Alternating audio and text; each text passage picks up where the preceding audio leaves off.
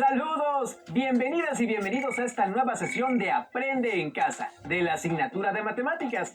Como algunas y algunos de ustedes ya saben, hemos realizado una serie de programas para que puedan estudiar mientras permanecen en sus hogares, con el fin de que aprovechen su tiempo y se encuentren listas y listos para el momento en que regresen a sus salones de clases y reanuden sus actividades normales. Sin duda, la contingencia no es una situación sencilla. Por ello, es importante que refuercen su paciencia para que puedan sobrellevarla y asimilar con calma todos y cada uno de los contenidos planteados en cada programa. Recuerden también tener una buena comunicación con sus familiares y con las personas con quienes tienen contacto, pues así podrán reforzar el trabajo colaborativo. A propósito de la convivencia, ahora que han estado en casa, ¿han participado en juegos de mesa en los que sea necesario lanzar dados? Por ejemplo, serpientes y escaleras, backgammon, Yahtzee, el juego de la oca o parchís. Hay muchos. A mí me encantan los juegos de mesa. Lanzar dados es muy emocionante, sobre todo cuando me salen los números que quiero. Claro, no siempre me pasa, pero cuando sucede me da mucha felicidad. Todos los juegos en los que intervienen dados son juegos de azar y en ellos siempre hay una cierta incertidumbre, es decir, nunca podemos tener la certeza del número que va a salir, por tanto, siempre resulta una sorpresa. Es verdad, no podemos tener esa certeza. Sin embargo, podemos analizar las probabilidades, por lo tanto intervienen las matemáticas. Bueno, las matemáticas están presentes en todas nuestras actividades, aunque en el caso específico de lanzar dados, podemos estudiar más específicamente el fascinante aspecto de las estadísticas. Ese es un tema que ha atraído a muchas culturas a lo largo de la historia de la humanidad. Por ejemplo, la probabilidad y los juegos de azar han existido desde el tiempo de los antiguos egipcios. Muy cierto, ese pueblo aportó una gran cantidad de conocimiento para las cosas que estudiamos en la actualidad, no solamente en matemáticas, sino en muchas otras áreas del conocimiento. Recuerdo que sus gobernantes eran llamados faraones. Pero bueno, regresando al tema de nuestra sesión, tenemos preparado para ustedes un video a través del cual podrán conocer un poco de los juegos de azar. Así es, estamos seguros de que además de aprender con este video, se van a entretener bastante. Recuerden tener a la mano sus útiles, ya sea para consultarlos o para tomar notas y apuntes de las cuestiones importantes o de cualquier cosa que les llame la atención. ¡Comenzamos!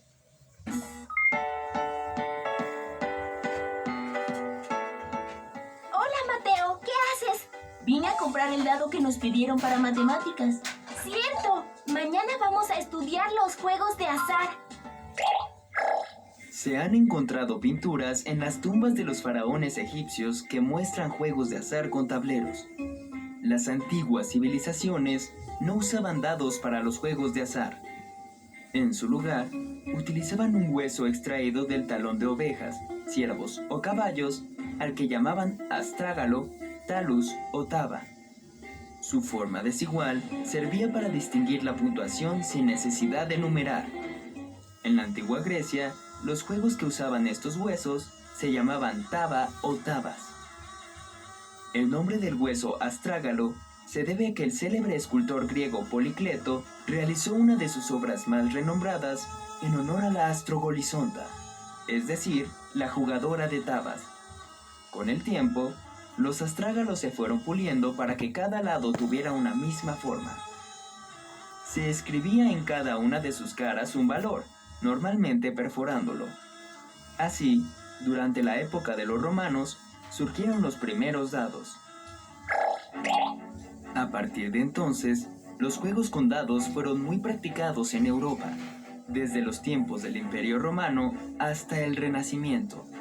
Uno de los juegos más populares se llamaba hazard, una palabra que en inglés y francés significa riesgo, y que fue introducida en Europa con la Tercera Cruzada. En la sociedad francesa de 1650, el grado de sofisticación de los juegos de dados era tan grande que los jugadores tenían dificultades para calcular la probabilidad de ganar. Fue entonces que un apasionado jugador, el caballero de Mer, le pidió ayuda al filósofo y matemático Blaise Pascal. Pascal sostuvo discusiones sobre el tema de la probabilidad con algunos de los más célebres matemáticos de la época, como lo fue Pierre de Fermat. A partir de esta correspondencia, Christian Huygens se propuso determinar la probabilidad de ganar en un juego, abordando el problema con un método más científico. Como producto de sus investigaciones, en 1657 publicó el primer libro sobre probabilidad. Dada la popularidad de los juegos de azar en toda Europa durante el siglo XVIII, la probabilidad tuvo un gran desarrollo. Grandes matemáticos como Bernoulli, Gauss y Laplace dedicaron libros acerca de este tema. Pero no creas que la probabilidad se aplicó únicamente a los juegos de azar. También ayudó a explicar diversos fenómenos científicos. A mediados del siglo XIX, el fraile agustino Gregor Mendel presentó sus estudios sobre herencia y genética en las plantas que cultivaba en su monasterio. Su obra es una de las primeras aplicaciones de la teoría de la probabilidad en el campo de las ciencias naturales. A principios del siglo XX, el matemático ruso Andrei Kolmogorov le dio la forma axiomática definitiva a la teoría de la probabilidad, estableciendo así las bases de la moderna teoría clásica de las probabilidades. El físico alemán Albert Einstein decía: Dios no juega a los dados con el universo, en referencia a la mecánica cuántica, la teoría física más exitosa. Y es cierto, porque la probabilidad que se usa en la mecánica cuántica no es la probabilidad clásica que se emplea en los juegos de azar. Se trata del primer ejemplo, históricamente hablando, de una teoría de probabilidad que no es clásica. Ya es tarde y yo todavía no voy por mi dado. Córrele para que acabes temprano con la tarea. Nos vemos mañana en la escuela, Mateo. Adiós, Emma. Nos vemos mañana. No cabe duda de que los juegos de azar reflejan un aspecto importante de nuestra civilización. Y es que hay uno para cada tipo de personalidad. Y además de entretenernos, podemos estudiarlos desde un punto de vista científico, como ya lo vimos. Existen diferentes juegos de azar, no solo los juegos con dados. Por ejemplo, hay algunos muy complejos como la lotería y otros muy sencillos como lanzar un volado. Claro, ¿quién no ha ganado una apuesta mediante un volado? Pero, ¿por qué gana una persona? ¿Hay alguien que sea mejor que los demás en los volados? ¿Ganar en un volado es una cuestión de práctica? Pues en realidad los podemos practicar muchas veces y para ganar no se trata de ser mejores, sino de comprender mejor el concepto de frecuencia. Exactamente. ¿Qué les parece si ahora vemos una cápsula sobre este y otros juegos de azar? Pongan mucha atención y después del video seguimos platicando. ¡Adelante! Águila Sol. Sol, Cayó Águila, te voy ganando 3 de 5. quisiera saber cómo es que me ganas. Pues no hay una manera precisa ni completamente segura, pero podemos darnos cuenta si calculamos la probabilidad de los volados. A ver. Va. Águila Sol. El azar se encuentra en aquellos sucesos que no son predecibles. No se puede conocer ni calcular con certeza sus resultados. Como ejemplos tenemos los siguientes: volados, dados, quiniela, lotería. El azar no nos permite decir lo que ocurrirá, pero sí tener una idea de todas las posibles respuestas que puede haber ante un suceso. A pesar de que el jugador tenga experiencia en determinado juego, no por eso tiene garantizado ganar. Sin embargo, los matemáticos, en su intento por predecir el azar, desarrollaron y conceptualizaron lo que hoy conocemos como probabilidad.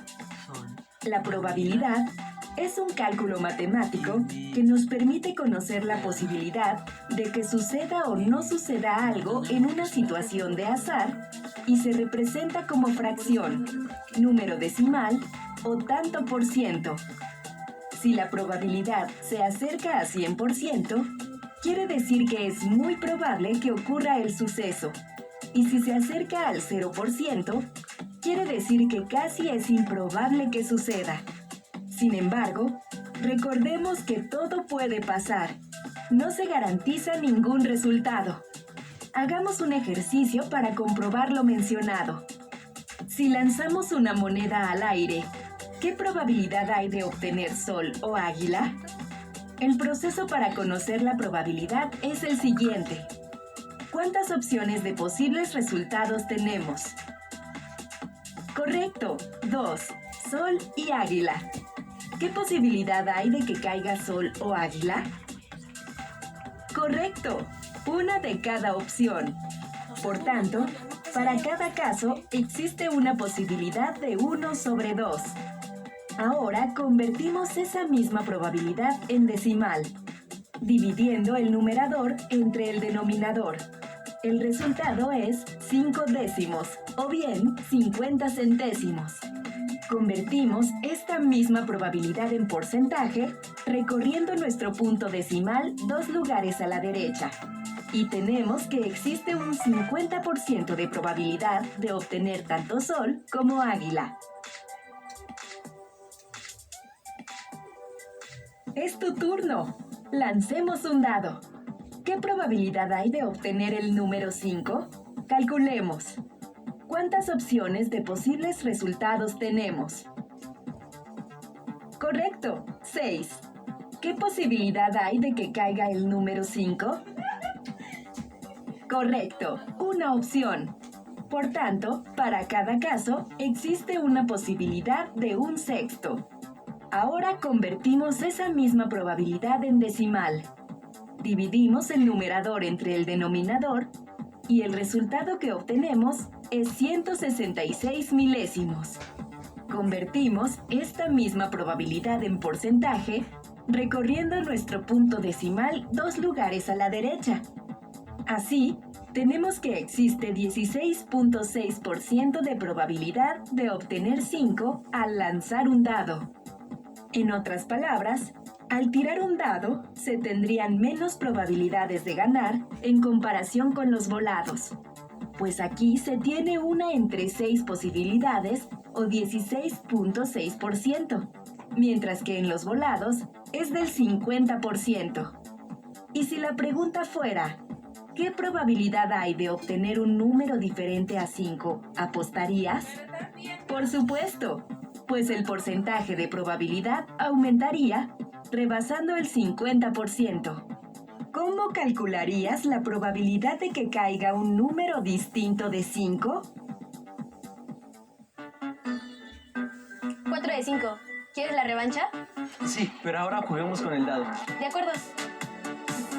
Entonces, de acuerdo con lo que vimos en el video, ¿ninguna persona es mejor que otra en los juegos de azar? Así es. ¡Qué bueno que pudimos comprender mejor cómo funciona esta dinámica! Sin embargo, podemos saber qué tanta oportunidad tenemos de ganar o de perder. ¿Cómo? Pues calculando las probabilidades frecuenciales de un evento. ¡Ah! Eso me interesa. ¿Quieres saber cómo podemos calcular dichas probabilidades? ¡Claro que sí! Y ustedes, bueno, veamos el siguiente video con mucha atención. La clase sobre probabilidad fue muy interesante. Nunca pensé que las matemáticas sirvieran para estudiar los juegos de azar, y menos que con ella pudiéramos calcular los resultados de esos juegos, mediante la probabilidad frecuencial. Pero, ¿cómo podemos obtener la probabilidad frecuencial? La probabilidad frecuencial es la frecuencia relativa que se espera que tenga un evento cuando se llevan a cabo una gran cantidad de ensayos. Mientras más veces se repita el experimento, su frecuencia relativa se aproximará más al valor de su probabilidad. La probabilidad frecuencial se basa en las veces que ocurre un evento. Es decir, la probabilidad frecuencial del evento se aproxima a su frecuencia relativa, la cual se obtiene al dividir los resultados favorables entre el número de veces en las que se realizó el experimento. Este resultado puede expresarse en fracción o decimal. Se puede decir que la probabilidad frecuencial es la comparación entre las veces que un resultado es favorable y las veces que se llevan a cabo los ensayos. El valor máximo de la frecuencia relativa es 1. En un volado, ¿cuál es la probabilidad frecuencial de obtener águila o sol? La fórmula de la probabilidad clásica permite calcularla antes de efectuar el volado. En este caso, se tiene que la probabilidad de obtener águila o sol es 1/2 o bien 5 décimos. pues son 2 resultados que se pueden obtener cada vez que se lanza la moneda. Ahora bien, la probabilidad frecuencial consiste en hacer el experimento una gran cantidad de veces y registrar el resultado de lo que observamos en cada ocasión. Veamos el siguiente ejemplo. Se lanzó una moneda 10 veces, de las cuales cayó águila en 6 ocasiones y en 4 cayó sol. Para calcular la probabilidad frecuencial de las veces que cayó águila, se divide el número de veces que cayó entre el número de veces que se realizó el volado, de donde se obtienen 6 décimos. La probabilidad frecuencial de obtener sol en el volado se obtiene al dividir el número de veces que cayó sol entre el número de veces que se lanzó la moneda, lo que equivale a 4 décimos. La suma de probabilidades de obtener sol y obtener águila es 1. Repetimos ahora 50 veces el experimento, de las cuales en 24 ocasiones cayó águila y en 26 cayó sol. Obtenemos la probabilidad frecuencial y los resultados son 48 centésimos para águila y 52 centésimos para sol. Suma que de nuevo nos da 1. Reiteramos el experimento ahora con 100 lanzamientos, siendo las probabilidades frecuenciales 49 centésimos y 51 centésimos respectivamente.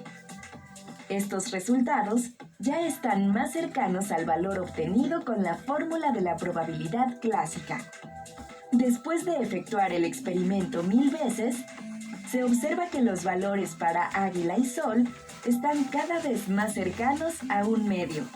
La probabilidad frecuencial se obtiene con base en la relación entre el número de veces que ocurre un resultado favorable y el número de veces que se realiza el experimento. Podemos concluir que la probabilidad frecuencial se obtiene al hacer el experimento que se desea estudiar. Mientras más veces se realice el experimento, más se acercará al valor obtenido en la probabilidad clásica. Entonces, a mayor número de ensayos tendremos una mayor oportunidad de acertar. Así es, Mateo. Entonces, la única manera de obtener la probabilidad frecuencial es repetir varias veces el experimento del evento que deseamos calcular. Así es. Ustedes en casa, ¿qué tipo de experimentos aleatorios pueden hacer? Los y las invitamos a que realicen uno de estos experimentos con lanzamientos de dados. Y también a que realicen el mismo ejercicio que se presentó en el tercer video, pero considerando cada lado del dado. Luego, a que busquen la manera de llevar a cabo otros experimentos aleatorios. Y finalmente, a que los compartan con alguien más, ya sea con alguien de su familia, en casa o con sus amigas y amigos a la larga distancia. Recuerden guardar todo lo que hagan en sus carpetas de experiencias para que cuando regresen a la escuela puedan compartirlo con su maestro o maestra, así como con sus compañeros y compañeras. Será muy divertido que vean los trabajos que cada integrante del grupo haya realizado en estos días. Pues se ha terminado el tiempo del programa. Se me fue de volada. En verdad que me apasionó conocer más sobre este tema. Pues aún hay mucho por aprender, así que los y las esperamos en la próxima sesión. ¡Hasta entonces!